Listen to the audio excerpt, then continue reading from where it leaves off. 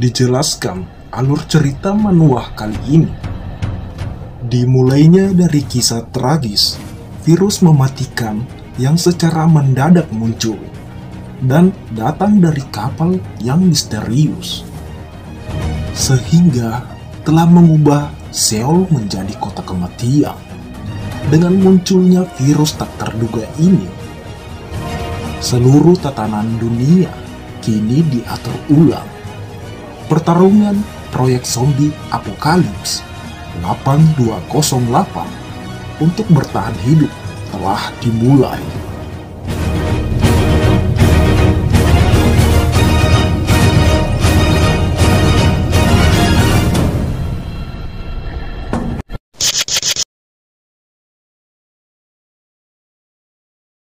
Cerita dimulai warga Korea di kota Seoul, tepatnya di provinsi Gyeonggi-do, terlihat telah terjadi kekacauan dan pembunuhan merajalela.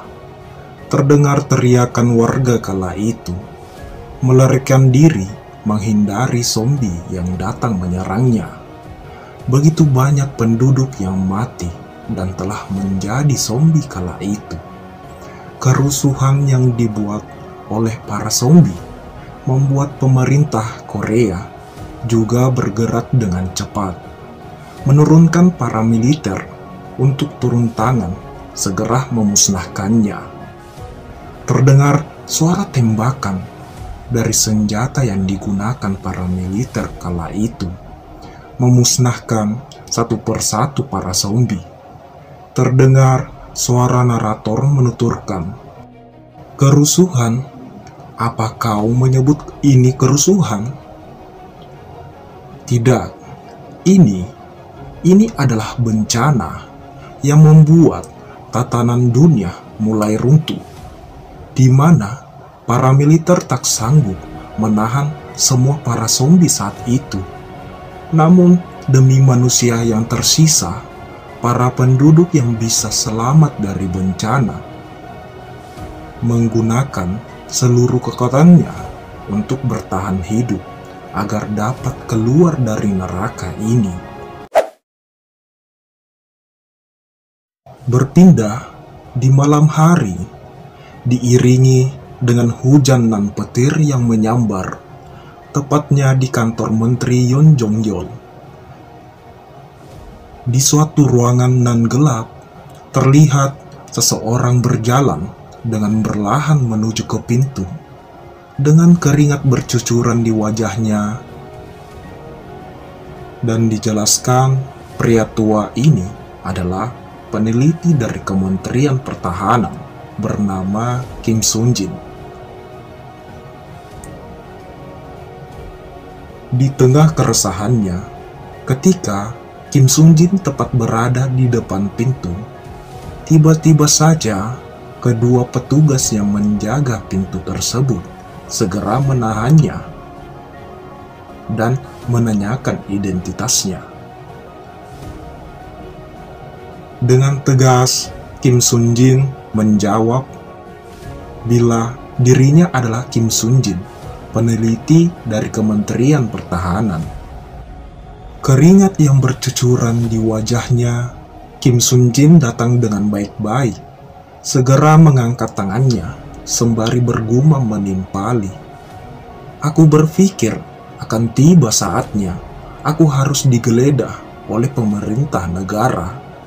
Ya, karena proyek yang sedang kita kerjakan saat ini mendapatkan banyak perhatian dari publik." Dan setelah bergumam seperti itu, kedua petugas segera memeriksa Kim Sun-jin kala itu, mulai dari ujung kepala hingga ujung kakinya, sehingga terlihat begitu ketatnya penjagaan di sana. Setelah pengecekan tersebut, salah satu petugas menginformasikan bila Kim Sun-jin bersih, Anda bisa masuk sekarang. Dan petugas satunya pun segera membuka pintunya. Kim Sun-jin mendengar dirinya bisa diperbolehkan masuk dengan raut wajah dan gelisah. Kim Soo-jin bergegas memasuki ruangan tersebut, di mana terlihat 3 sosok pria yang telah lama menunggunya kala itu. Melihat 3 pemimpin yang ada di hadapannya, membuat Kim Soo-jin makin gugup kala itu. Dengan keringat yang bercucuran di wajahnya, saat itu Kim Soo-jin terdiam bergumam. Dia adalah otaknya presiden, bernama Profesor Han Suk-tae. Dan tangan kanan presiden, Kapten Hai Yung-yung.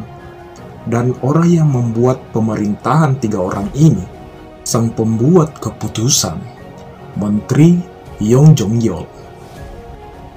Aku bisa bertemu dengan orang-orang ini, namun belum selesai gumam Kim Soo-jin. Menteri Yong Jong-yeol menuturkan, bila mari kita mulai saja rapatnya.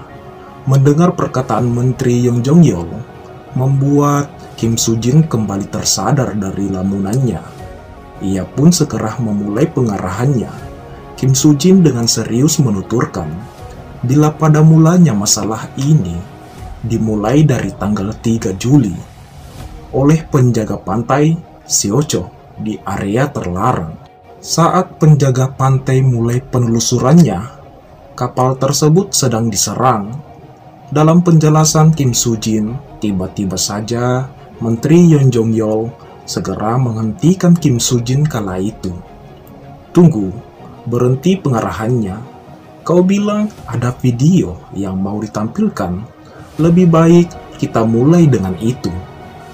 Mendengar perintah tersebut, sembari memperbaiki letak kacamatanya, Kim Soo-jin berucap, "Yes, sir." Segera Kim Soo-jin menampilkan video yang terjadi kala itu. Dengan serius, Kim Soo-jin menjelaskan videonya. Bila ini adalah sesuatu yang tidak pernah terjadi di dunia ini, aku akan menunjukkan video yang belum pernah terjadi. Saat Kim Soo-jin menjalankan videonya tersebut, tiba-tiba saja Menteri Yong Jong-yeol yang melihat dengan jelas video itu membuat raut wajahnya telah berubah. Begitupun kedua pemimpin tersebut yang juga melihatnya. Serentak mereka semua sangat syok melihat kejadian yang tak pernah ia duga saat ini. Sehingga 3 pemimpin kala itu terdiam saat menonton videonya. Kim Soo-jin dengan serius menuturkan, dalam istilah awam, kami menyebutnya adalah zombie. Kami mengambil nama dari kapal yang memulai ini, yaitu sebuah angka 8208, dan memutuskan menamai proyek ini Kiamat Zombie 8208. Namun, kita berpindah 3 bulan yang lalu, di pagi hari yang cerah, tepatnya di sebuah restoran. Suasana di dalam restoran cukup ramai kedatangan pelanggan kala itu, sehingga membuat para pegawai di restoran tersebut sangat sibuk melayani tamu-tamu mereka. Ketika mereka semua sedang fokus dengan urusan mereka masing-masing, berita terkini di salah satu siaran langsung di Korea, bila sebuah kota perbatasan di Rusia telah terjadi sebuah ledakan berskala besar. Ledakannya sangat besar sehingga beberapa daerah di sekitarnya ikut terbakar. Namun ketika berita tersebut disiarkan, di meja tempatnya para gangster sedang berkumpul minum soju dan merayakannya cukup sangat meriah. Namun kebisingan oleh tingkah para preman kala itu, sehingga para tamu yang ada di sana tak dapat mendengar beritanya, melainkan sangat risih melihat gangster yang ada di sana sangat ribut. Kenapa mereka sangat bangga menjadi gangster? Sial, mereka ramai sekali. Haruskah pergi dan menggantikan mereka? dan dijelaskan pria muda ini bernama Bo Ahwan. Namun temannya menerangkan, bila hari ini Jinwo masuk militer, jadi hiraukan saja mereka. Temannya yang bernama Samsik menuturkan, bila jika kita membuat keributan, Jinwo akan terkena masalah.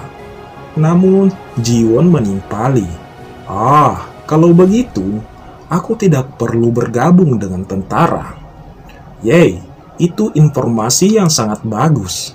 Namun, mengetahui perayaan Jinwo akan sedikit lagi dilaksanakan, Bo Ahwan berupaya menahan amarahnya kala itu. Namun, Samsik sembari menyeringai menanggapi perkataan Jinwo. Itu benar Jinwo. Kudengar di tentara terkadang kau diberi makanan kotoran saat membersihkan toilet. Jika hal seperti itu terjadi, pura-pura saja memakannya. Jangan memakannya sungguhan. Mendengar perkataan temannya, Jinwo pun sangat kesal kala itu. Apa?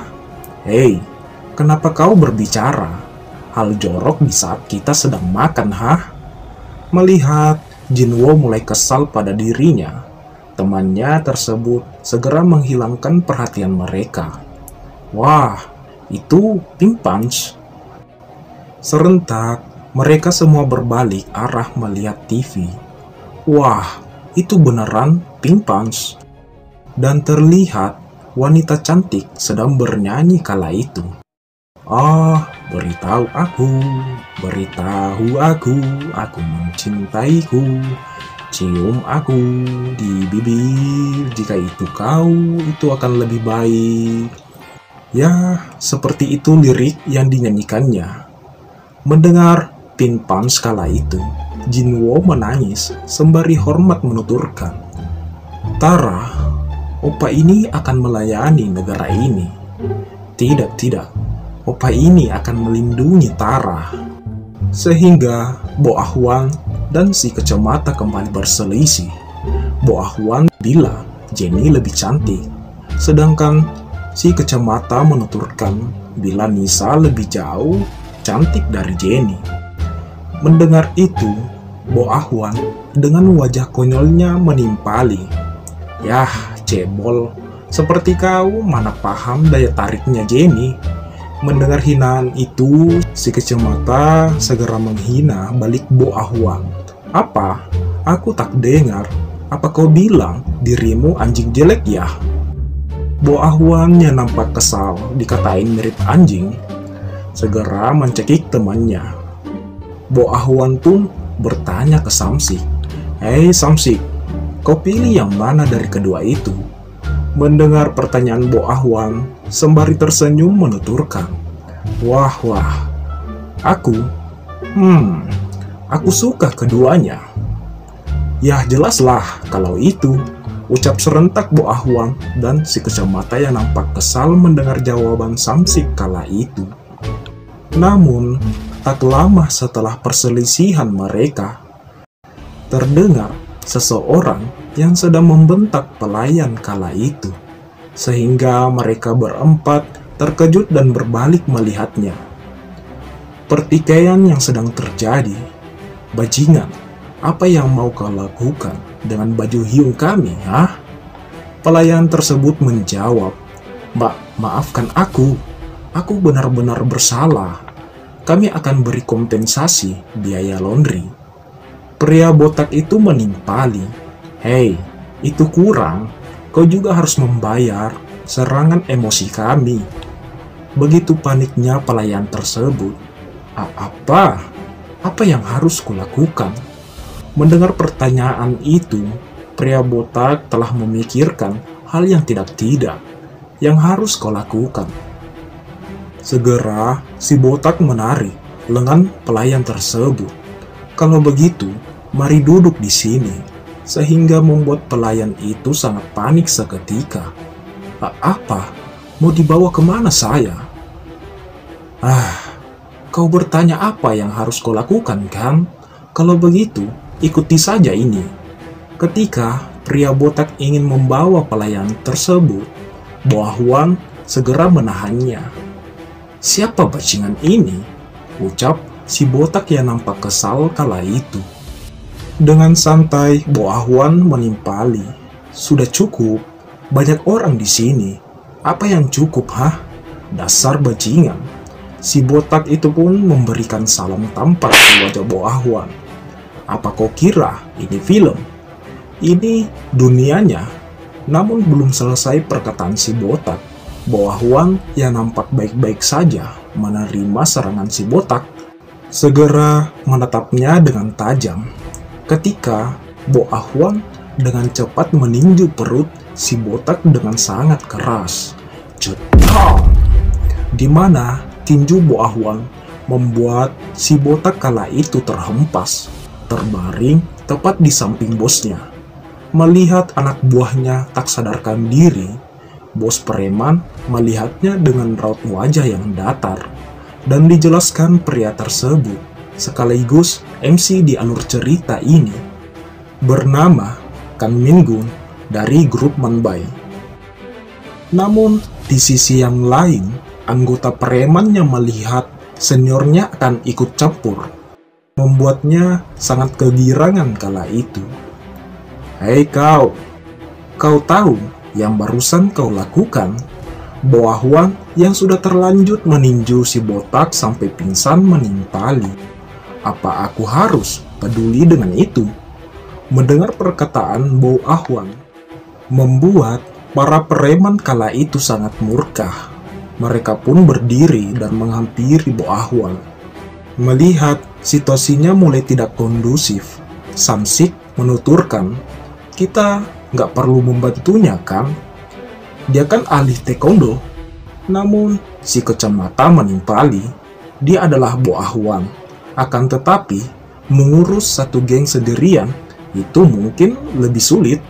Di sisi yang lain terlihat Jinwo sangat kesal kala itu. Ia menuturkan, "Hei, kukira ini hariku. Kenapa harus jadi seperti ini sih?" Ketika situasinya mulai memanas, Kang Min-gu segera melerainya. "Cukup, apa yang kau lakukan hanya pada anak kecil? Memalukan. Akan tetapi, mata dibalas dengan mata, gigi dibalas dengan gigi. Itu benar kan? Kalau begitu, siapkan kata-kata terakhirmu," ucap Kang Min-gu kala itu menghampiri Bo Ahwan. Bo Ahwan sembari menyeringai menimpali, "Ya, aku punya. Kata-kata terakhirku adalah, rasakan tendangan ini, bajingan." Sebuah tendangan yang begitu cepat mengarah ke wajah Kang Min-gu. Namun, tendangannya dapat dihindari dengan raut wajah meremehkan kala itu. Dengan santai, ia menggenggam baju Bo Ahwan dan segera membenturkannya dengan sangat kuat ke lantai, membuat Bo Ahwan sangat kesakitan kala itu. Belum selesai serangannya, Kang Min-gu dengan nafsu membunuhnya akan segera menghabisi Bo Ahwan. Ketika ia memberikan sebuah pukulan, namun begitu terkejutnya dia mengetahui Bo Ahwan dapat menghindari dan membalas pukulan baliknya. Bo Ahwan yang mendapatkan celah bisa lepas dari kuncian itu, segera kembali memperlebar jaraknya di antara mereka berdua. Akan tetapi, Kang Min-gu melihat sebuah botol soju yang ada di dekatnya. Ia pun segera mengambilnya. Secara bersamaan, mereka berdua memikirkan hal yang sama, di mana serangan selanjutnya aku akan mengakhirinya. Kang Min-gu dengan botol di lengannya segera dengan cepat menerjang Bo Ahwan. Begitupun sebaliknya, Bo Ahwan dengan kesal menerjang Kang Min-gu dengan tinjuannya, yang dimana serangan tersebut akan mendapatkan luka fatal antara mereka berdua. Namun serangan mereka berhenti ketika terdengar suara sirine polisi yang telah tiba di lokasi. Anak buah Kang Min-gu menginformasikannya bila polisi ada di sini. Ayo segera pergi dari sini." Mendengar ucapan anak buahnya, dengan santai, Kang Minggu segera berjalan keluar. Tidak lupa, Kang Minggu memperingati Bo Ahwan untuk jangan muncul lagi di hadapanku. Dan kalau tidak, aku akan membunuhmu. Namun, Bo Ahwan menjawab dengan wajah songongnya. Yah, seperti bocah-bocah pada umumnya, ia menimpali. Begitupun juga dirimu bangsa. Aku akan membunuhmu saat kita bertemu kembali. Setelah berkata seperti itu, teman-teman Bo Ahwan segera menghampirinya. "Hei, Bo Ahwan, apa kau baik-baik saja?" tanya si kacamata ke Bo Ahwan kala itu. "Ya, tentu saja," ucap Bo Ahwan dengan tegas. Namun, ucapannya tak sesuai dengan perkataannya, di mana terlihat cairan merah telah keluar dari hidungnya. Kita berpindah di Kang Minggu, tepatnya di dalam mobil. Salah satu anak buahnya yang sementara menyetir bertanya ke Kang Minggu, "Yung, apakah harus kita cari tahu anak muda tadi?" Namun Kang Minggu menjawab dengan raut wajah yang datar, bila itu tidak perlu. Namun, raut wajahnya kembali berubah. Tatapan mata yang begitu tajam yang dipancarkan kala itu, ketika ia berucap, "Jika kita ditakdirkan untuk bertemu lagi, ku yakin kita akan bertemu." Dan scene kembali berpindah di suatu tempat di mana keempat bocah tersebut sedang berpelukan. Terlihat raut wajah mereka sangat sedih bila mengetahui mereka akan berpisah beberapa bulan nantinya. Karena suasananya sedikit canggung, Samsik dengan raut wajah dengan tersenyum memberikan semangat kepada teman-temannya bila perpisahan ini hanya untuk sementara saja. Jadi, lakukan semaksimal mungkin beberapa bulan ini, dan aku harap ketika 3 bulan ke depannya kalian semua sudah berubah dan menghasilkan uang yang banyak. Mendengar motivasi Samsik, Yobin sembari menyeringai memberikan jempol ke Samsik. Namun Bo Ahwan menimpali, "Yung, kita akan menghasilkan uang untukmu." Mereka semua membuat janji selama 3 bulan mereka akan bertemu lagi. Jiwon yang mendengar teman-temannya yang sudah dianggap adiknya sendiri, sembari tertawa, ia menuturkan, "Baik, kalau begitu, nanti kita harus bertemu lagi ya." Akan tetapi, kami tidak pernah mendapatkan kesempatan berlibur ke laut. 3 bulan kemudian, di perbatasan Laut Sekcho, di malam hari, beberapa hari sebelum liburannya, terlihat kapal polisi Laut Korea sedang menahan kapal yang tidak teridentifikasi kala itu. Terdengar suara toa dari kapal tersebut. "Tes, ini adalah peringatan. Kami dari polisi Laut Korea. Kapalmu berada di pinggiran area terlarang. Tolong beritahu kapten untuk keluar. Kami ingin berbicara dengannya." Namun, kapal yang tak dikenal tersebut tidak memberikan balasan kala itu. Mengetahui tidak ada tanggapan, kembali polisi pertahanan Laut Korea memberikan peringatan yang kedua. Ketika polisi pertahanan Korea telah memberikan peringatan yang kedua, tetap saja kapal yang tak dikenal itu tidak memberikan balasan, di mana kapal yang tak teridentifikasi kala itu hanya terus maju ke depan. Dan setelah beberapa menit kemudian, kapal tersebut sudah terlihat dengan jelas. Terpampang nomor angka kapal tersebut, 8208. Kembali narator menuturkan, "Inilah awal di mana dunia akan merubah menjadi neraka."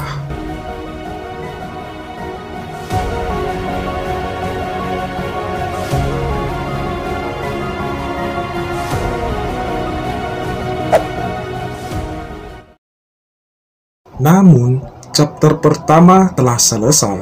Bagaimana kelanjutan ceritanya? Jadi, bagi teman-teman yang ingin lanjutan cerita kali ini, teman-teman bisa support Mimin lewat like, komen, dan jangan lupa subscribe channel ini. Dan bagi teman-teman yang ingin support beliin Mimin kopi, teman-teman bisa cek link di deskripsi ya. Di sana ada link Saweria Mimin. Oke, mungkin sampai di sini saja video kali ini. Terima kasih semuanya. See you next time. Bye-bye.